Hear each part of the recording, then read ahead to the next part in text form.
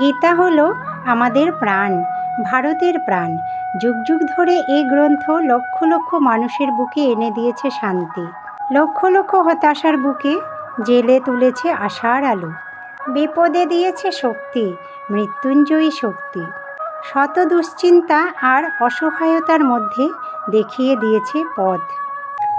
জীবনের অন্ধকারের মধ্যে তুলে ধরেছে আলো, দিব্য আশ্বাসের আলো। এই গীতার বাণীতে গড়ে উঠেছে ভারতের শ্রেষ্ঠ দার্শনিকেরা, শ্রেষ্ঠ কর্মীরা, কবিরা, যোদ্ধারা, বীরেরা। এই গীতা হাতে করে শত শত বীর স্বদেশের গ্লানি দূর করার জন্যে দিয়েছেন নিজেদের প্রাণ।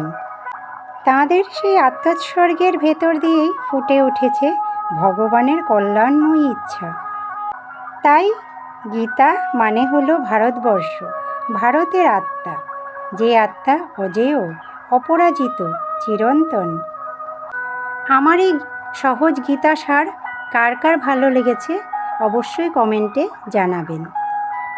আমার এই ভিডিওটা ভালো লেগে থাকলে আমার চ্যানেলটাকে সাবস্ক্রাইব করবেন, লাইক এবং শেয়ার করবেন।